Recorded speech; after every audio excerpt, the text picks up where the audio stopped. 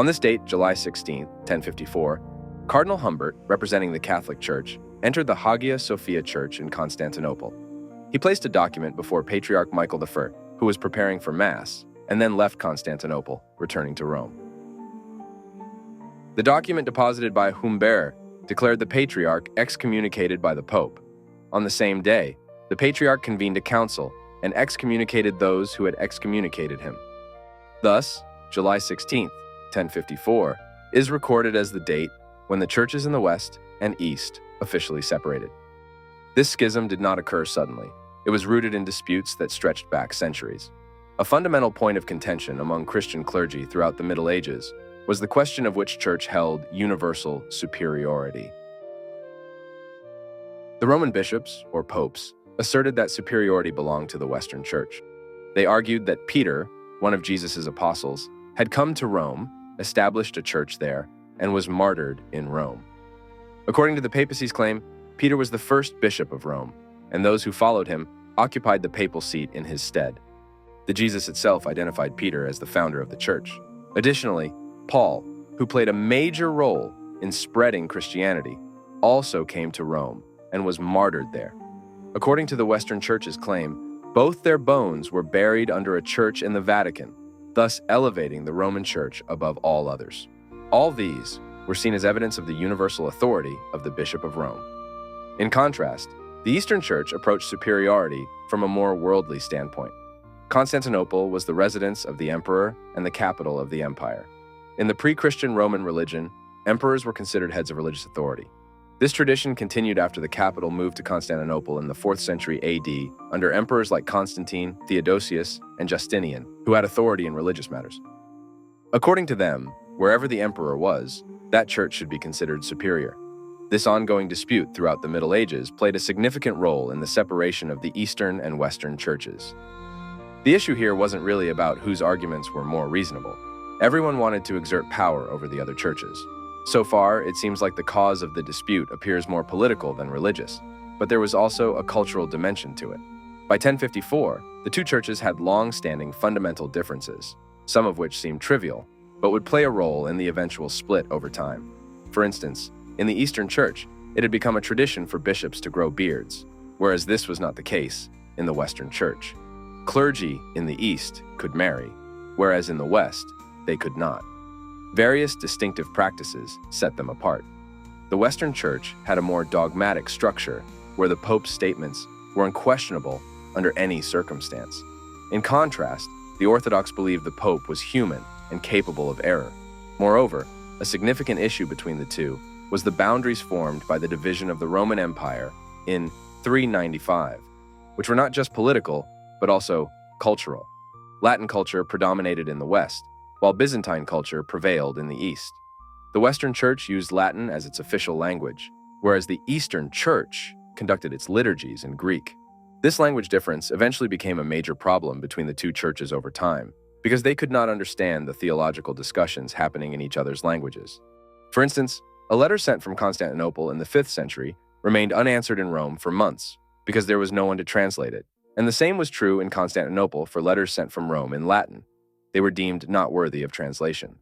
By the 9th century, some clergy in the Eastern Church claimed that the Pope spoke the language of barbarians, arguing that he should never exert authority over Constantinople. These distinct practices highlighted cultural and theological differences over time. Another point of debate was regarding the doctrine of the Trinity, namely the formula of the Father, Son, and Holy Spirit. In the early years of Christianity, emperors convened a series of councils to achieve consensus on controversial religious matters. The first of these was held in Nicaea in 325 under Emperor Constantine. The formula of the Trinity was clarified at the Council of Constantinople in 381.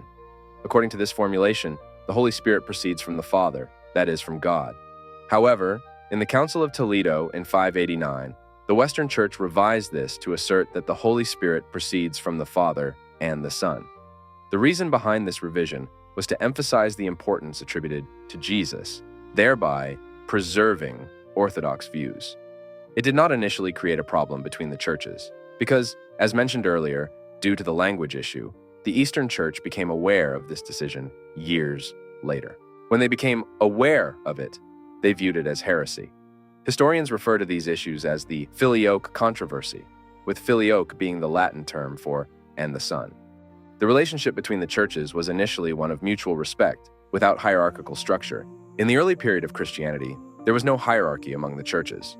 Their relationship was generally at the level of exchanging information, but with the decisions made at the councils, 5 churches were considered superior to the others and gained certain influences over the churches in their regions. These are the churches of Rome, Constantinople, Alexandria, Antioch, and Jerusalem, respectively. The clergy referred to this system as the Pentarchy, meaning rule of 5. In the early years of the Pentarchy, the Archbishopric of Rome was considered to have precedence over the others.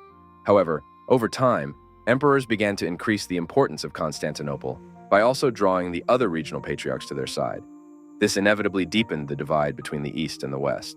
In the early years, the popes had to submit to the political power of the emperors. In fact, becoming pope required the support of the emperor. This situation continued for a few centuries. In 751, when the Lombards captured a few cities in northern Italy and began threatening Rome, a new chapter in the history of the Catholic Church was opened.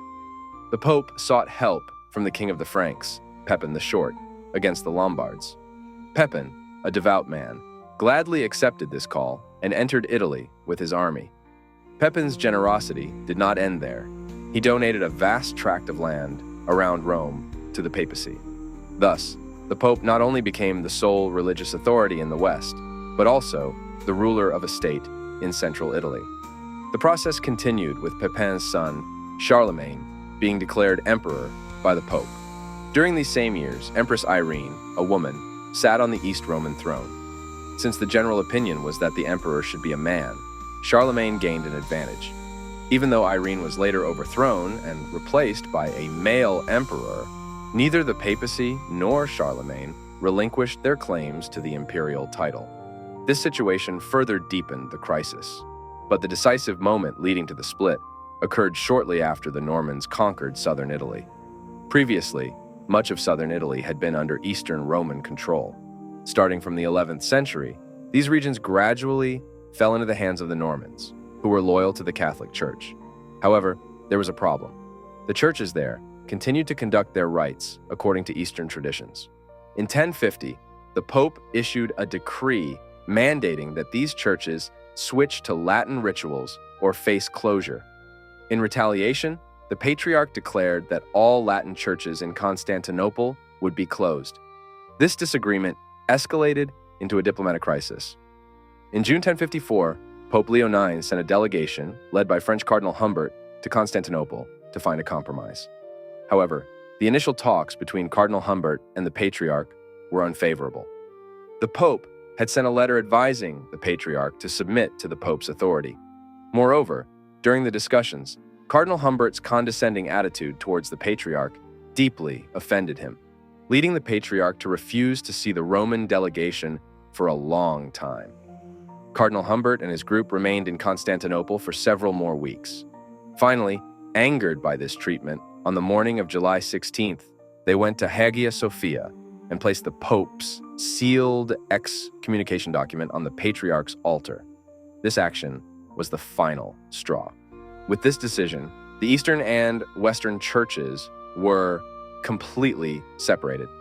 Initially, the people were not greatly affected by this situation, as Western and Eastern Christians continued to live in harmony in the regions they shared. However, over time, tensions between the churches widened the divide. With the Crusades, disagreements among the peoples intensified, reaching their peak in 1204 when Latin forces captured Constantinople.